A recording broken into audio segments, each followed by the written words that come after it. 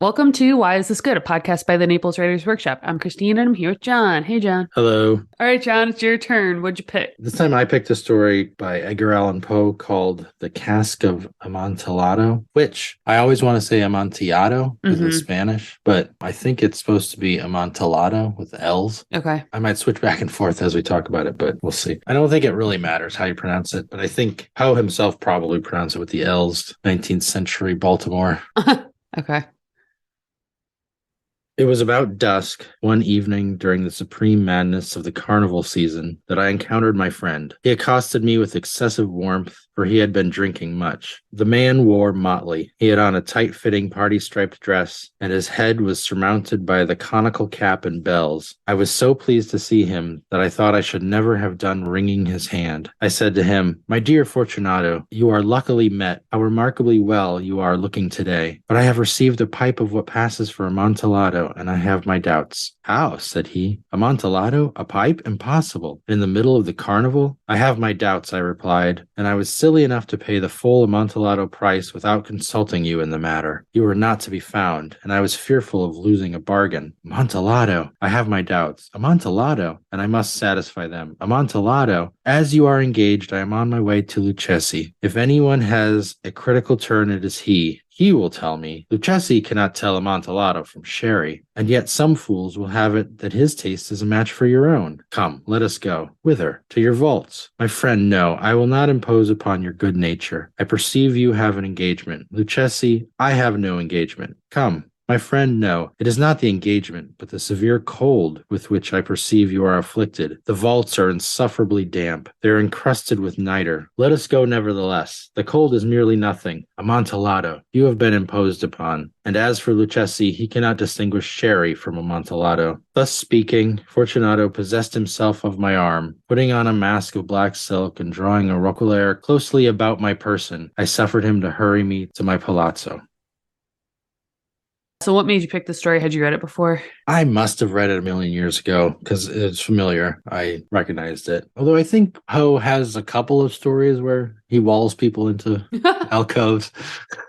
So it was very familiar reading it, but I didn't reread it before. I was just like, I want to pick another Edgar Allan Poe story. I was thinking about him. He's like often credited with like inventing genres and like kind of helping to codify like the short story form, and just like he's very influential in American literature, and he was internationally well respected as well. I think in France, they loved him in France. But I thought that it might be a good idea on like a podcast like this to think about like the origins of the form that we're writing in. So I was like, oh, what's a good Poe story? And I just picked it. Maybe I should have picked a different one. No, I mean, it was terrifying.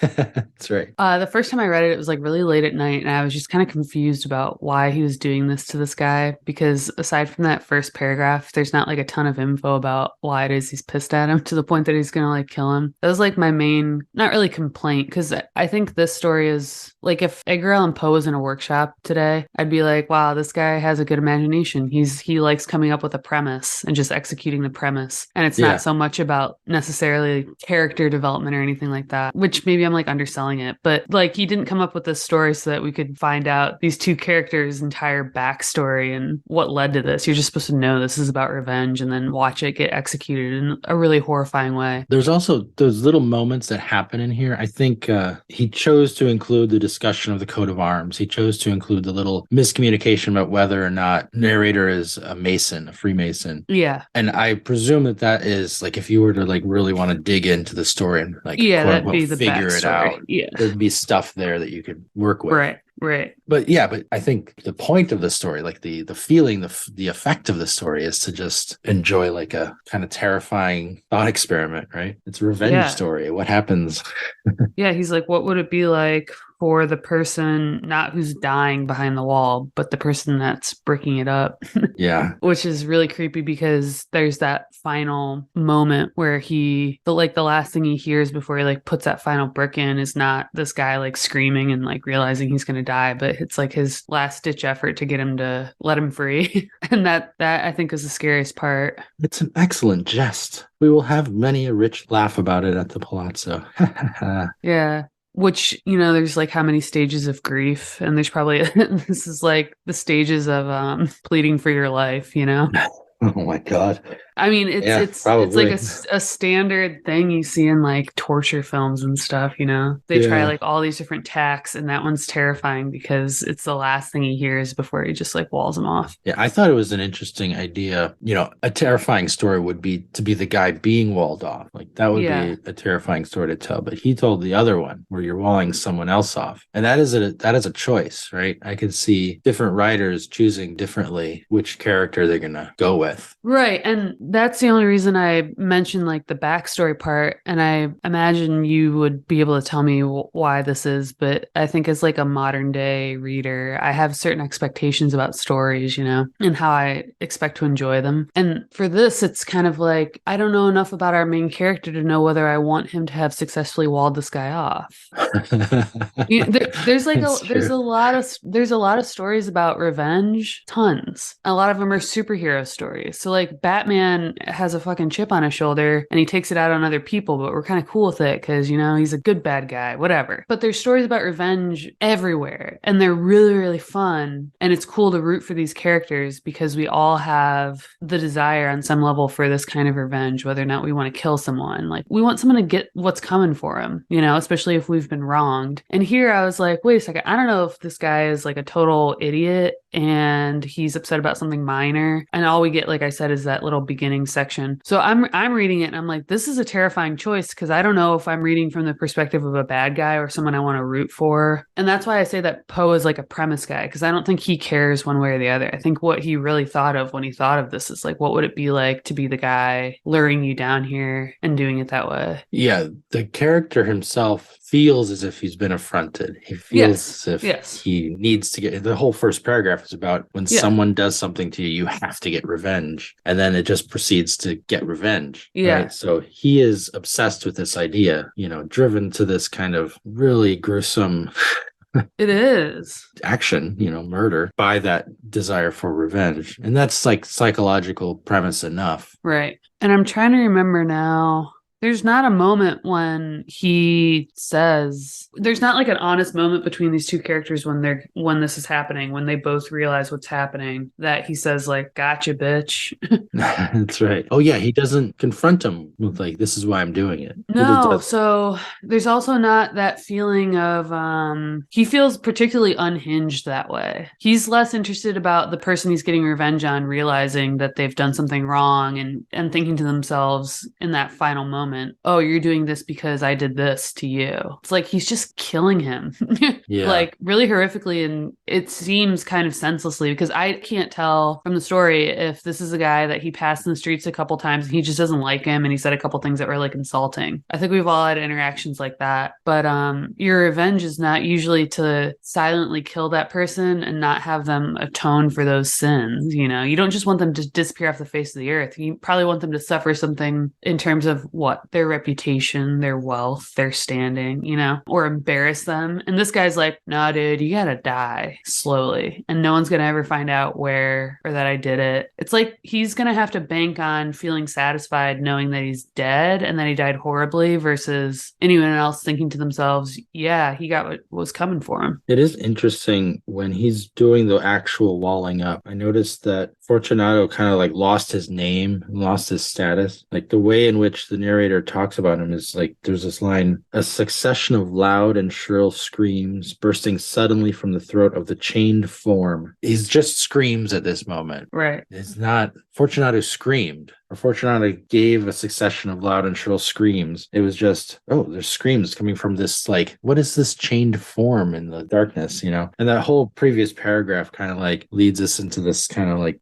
depersonalization, which suggests a certain, psychological remove Right. from what he's doing. The revenge has a quality to it because it's such a permanent thing and it's not a public thing. And it's, Fortunato's, he's going to die. And then this narrator is going to live in this house knowing that he's walled up there. I think the last line is like, for half Yeah. a century. Yeah. Yeah. Yeah, so the other thing I know we've talked about, and my best example that I can come up with is that jumping frog of what is it, Calvert County or whatever. Yeah. And I'm pretty sure we probably talked about it then, where, like I said, as a modern reader and someone like me who's like, I just don't consider myself well read in this kind of stuff, you know? So I can accept that Edgar Allan Poe is the master of this and he influenced everything, but I would have to argue that I don't like him the way maybe I should, you know, for the fact that maybe he's like this source material or whatever. But there's just like something about the way these stories are written where it just does not feel direct to me. I feel like every sentence I have to read, it's almost like the clauses are inverted or something. It's like the verbs in the second half. And it's like, if not for this, would I have done this to him and killed him and thus? And I'm like, wait, just, you know, and I know it's just like the way that they spoke, but there's something about how dense just the verbiage is for me that it takes me longer to realize what's happening. So the first time I read this, I was like, what is going on?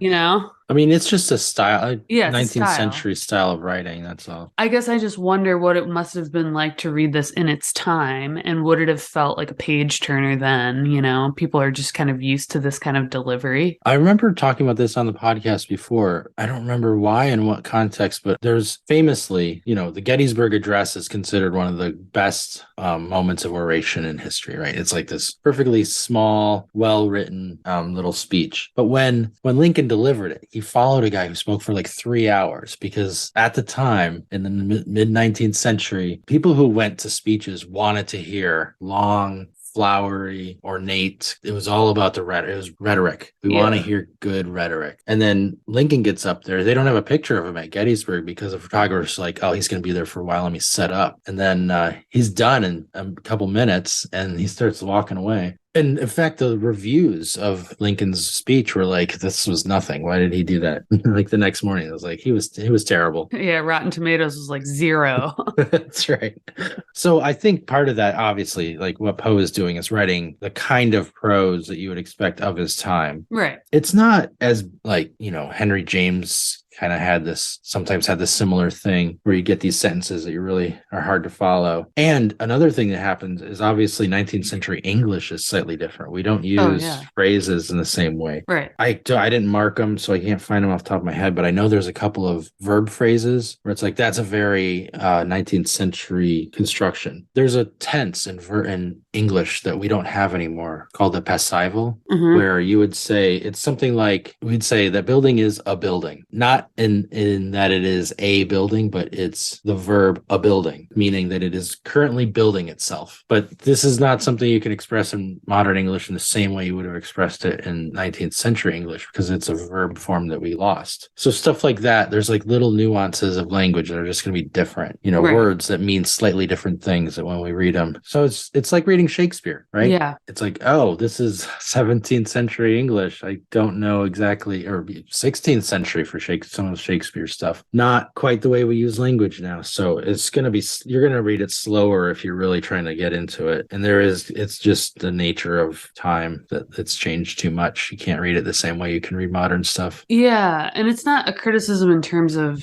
I mean, not that I would dare do this, but I'm not criticizing the way this is written or the way he wrote it. You know what I mean? And this is of its time. It's not a prose thing. Yeah. Yeah, there's just something that I recognize is completely lost to me in the experience because I'm not of the time that can appreciate it, Yeah. It's like if he was going to read some shit that I wrote, it would be agonizing. Oh, and Poe is a literary critic. He would have... Yeah, he would have been like, this Gil chick needs to get off Reddit.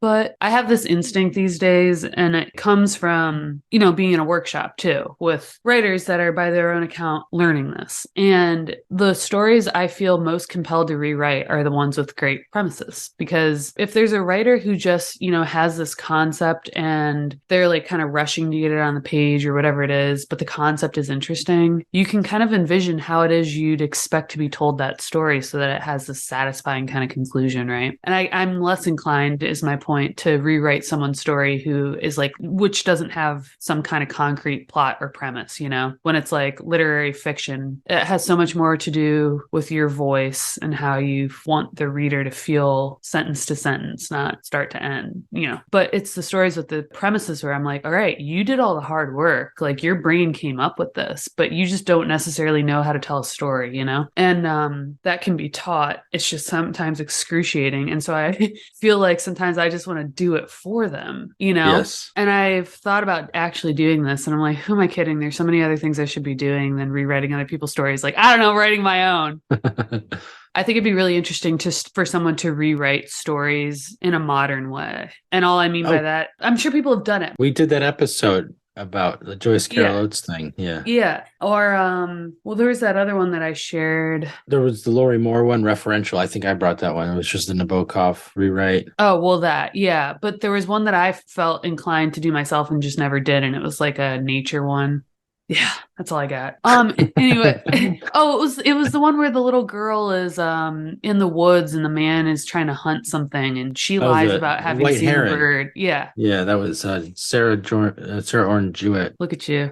Anyway, so there's nothing wrong with that. It's just like sometimes I wonder how this could be rewritten in a modern way. And that story is a bad example because that I don't think has anything to do with what we're talking about here, which is that like language has evolved and we can't hope to enjoy it the same way. But this was one of those ones where I just had the urge to rewrite it, exact same premise, exact same time frame, whatever, same characters, but like I wonder what the sentence structure would look like in a modern way. I think another interesting question would be like we were talking about before, where if you could pick the murderer or the victim as your point of view character, you could pick a lot of like this premise of someone getting revenge by walling someone up. Another point of view would be the people who like knock that wall down in 100 years and find somebody inside and then they have to figure out what happened. Like that would be another way to approach the premise. There are so many different like ways to approach any premise, like in this one, like of someone getting revenge by walling them up inside of something beyond just the prose level things. Like you could explore a lot with that. Yeah. Poe is interested in like psychology and like this like dark motivations, and like he was a horror writer, right? Right. The Gothic horror is one of those things he helped invent, or not invent, but like refine, I guess. But yeah, especially for a modern, like our concerns are different than 19th century concerns. So we're going to look at that same exact premise in a different way and have different concerns about it. Right. There's a lot you could do with rewriting those kind of things. Yeah. And I know like some version of this has been done in, you know, with like Pride and Prejudice. It's like Pride and Zombies. Like, I don't care about that kind of stuff. I just mean, you know, I like that kind of stuff. Like, whatever, there's a place for it. But I'm talking about something different, you know, like not trying so much to change the source material, just like as an experiment. Like, what would this look like if Edgar Allan Poe was alive in 2023 writing it, right? Like his brain, but with our modern expectations and things and training, you know? Yeah, that's interesting idea too. Try to recreate the same narrator, but make his voice slightly different, like a more modern voice. Like have the same psychological whatever is going on. Maybe we would have Stephen King rewrite this, you know? There you go. Yeah, our modern horror writer, but obviously, like we know that he's a terrific writer and he's got a modern sensibility to him. So I wonder what his take would be. And I would argue though that there's probably someone I've never heard of that's up and coming, or not even up and coming, but popular, and I just have no concept, you know, who's considered the next Stephen King. Yeah. Because what they're doing is more of the time.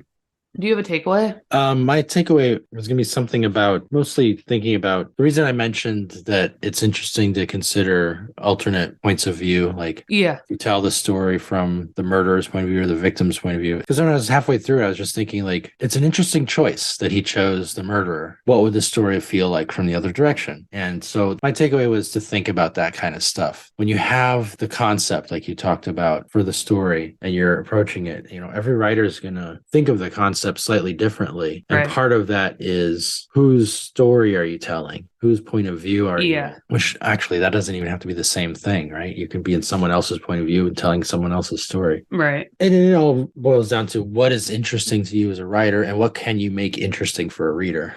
Yeah. But usually if you're interested in it as a writer, you can make it interesting for the right kind of reader because you're writing for a particular audience who is in some way like you. Right. Somebody shared a quote at one of my most recent workshops and later emailed to say that it was a Vonnegut piece of advice, saying that when you're writing a story, I think he was probably talking specifically about short stories, but maybe in general, like you're supposed to start as close to the end as possible. And so there's some element here where that was put to use. We don't need to know when the idea for revenge started. We don't need to know what the slight was. We don't have to start there. There's enough of like the backstory. And so I guess my takeaway is that even as I sort of like criticized my first thought about this story, which is not like this is dense and hard for me to get through, more like, why is he doing this? I don't fully get it. Am I supposed to root for him? Like that there's still, you don't have to know everything about a story. I really like to know everything about a story just because I like to have the emotional satisfaction that the reader intended for me, and I sometimes feel I can't do that unless I have everything that I feel like they want me to have. And I think this is, when you realize this is Edgar Allan Poe, he just wants you to be horrified. Yeah. And so that worked, because like I said, maybe the scariest part about this is that Fortunato has no concept of what he's done wrong or that he did anything wrong or that this is even about revenge. He just kind of maybe thinks he's at the hands of a madman that he knows. And that's scary too. So I guess my takeaway would be that you can enjoy like the premise of a story a lot of times, even though I really like to know the emotional backstory of sometimes of these characters, in depth. But if you come up with something interesting enough on its face, maybe you can still appreciate this is a story about revenge. That Vonnegut quote is very similar to the kind of thing we've talked about before, where the structure of a story, where you start in the moment of the drama, reach for backstory that's necessary in order to understand that moment, and then complete the drama in the moment. So you're starting at the end by starting in the moment of drama, and then you just add what you need. And I would suspect that Poe didn't think he needed more, right? He didn't need more than this. And he wrote that essay, is called the single prose effect in the prose tale or something like that, where basically he was saying like for a short story, you're working towards one major effect on the reader, right? And so he's writing a horror story, so he doesn't need to get too much of backstory in order to present the horror of it. Right. So yeah, I like that point, that takeaway. I think you can weave more into it. You can get more into the weeds of like who these people were and what they're and it's not wanting more of that isn't necessarily the wrong reaction too. But for Poe's purposes, I think he achieved what he wanted to do. The other thing I was going to mention is, look, we even mentioned it before, that if you dig in to like some of these interactions, like there's a reason he brought up the coat of arms. There's a reason he's talked about Masons, maybe more so than the mere pun of like, are you a Mason? It's like, oh yeah, I'm going to trowel. Just you wait and see. I'm going to do some masonry right here in the basement. Yeah. There's probably a little bit more to it there. Like if you wanted to dig in, you might be able to pull something out of it. For sure. All right. Thanks, guys. If you enjoyed this episode, consider joining our Patreon. Your support helps us keep the show running. Find out more at patreon.com/whyisthisgoodpodcast. And for industry news, writing tips, and great short fiction, join our Facebook group at facebook.com/groups/Naples Writers Workshop. You can also subscribe to our monthly newsletter at napleswritersworkshop.com.